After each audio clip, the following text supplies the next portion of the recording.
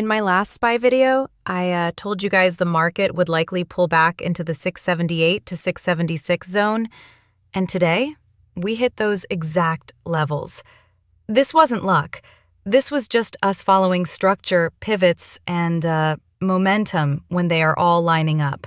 So, great job, team. But here's the thing. This move isn't done, and the next leg could be even more important and profitable than this one. Let's start with what I shared with you guys last time. SPY was overheated, sentiment was extreme, and the structure on the hourly charts suggested a pullback into the lower channel. And the 678 to 676 zone was back on the table.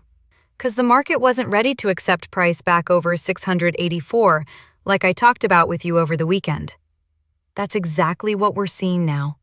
The non-acceptance of price back above 684.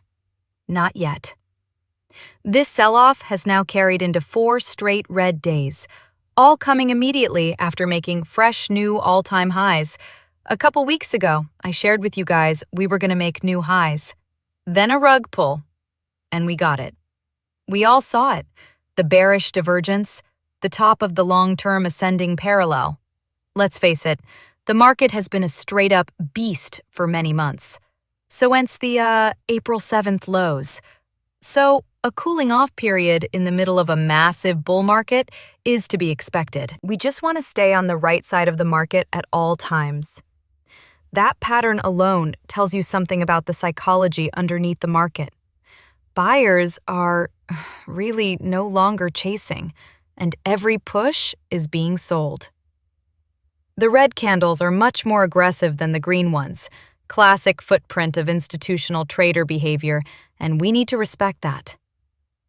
Now, let's zoom out for a sec, because the daily chart is where things really get interesting. SPY is testing the ascending 20-day moving average for the first time in, weeks.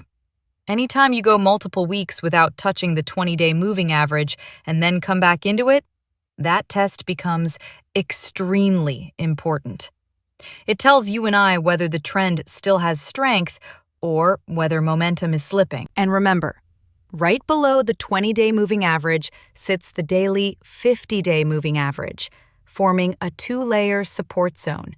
So we could see price chop around here and at least try to build a base.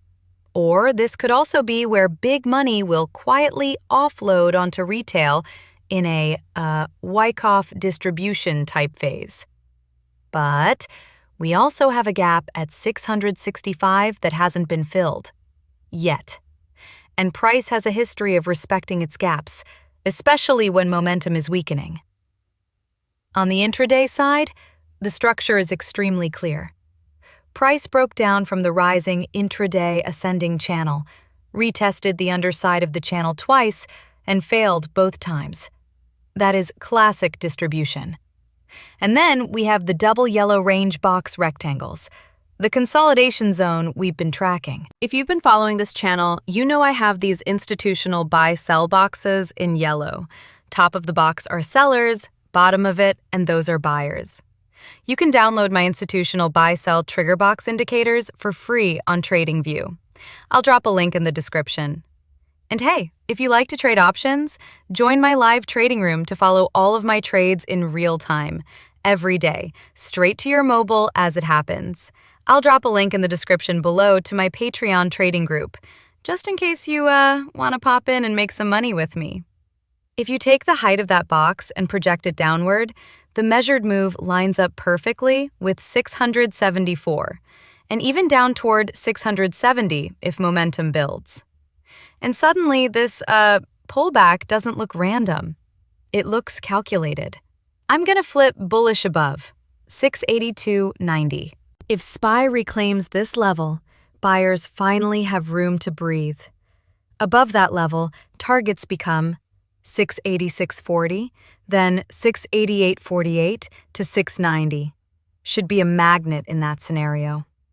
But remember, bulls must reclaim a 682.90 straight away, or all bets and the odds of another downswing increase. And that what we trade. Probabilities. chart, math and science, not feelings or emotions or even news. Technical analysis is all about the charts. The longer we stay below that key level, though, the more the sellers take control. I'll stay bearish. Below, 676.40. Below that level, the door opens to 674.70 and then 673.30-ish or so. And the full measured move into 670-ish is on the table in that scenario. And if panic or forced liquidation enters the picture? Yes, even the 665 gap fill becomes a real possibility. This is exactly the moment when traders get shaken out. You get a clean pullback, it hits levels we expected, and now everyone wants to know, is the bottom in? Or is this just the midpoint? Here's the truth. SPY is at a critical decision point. We're testing the daily 20 MA for the first time in weeks. We're breaking down from intraday channels. We still have an open gap to 665, and the measured move from the rectangle hasn't fully completed yet. So this isn't the moment to panic. It's the moment to pay attention and follow the structure. If you found this helpful, make sure you subscribe, and I'll keep calling these levels in real time.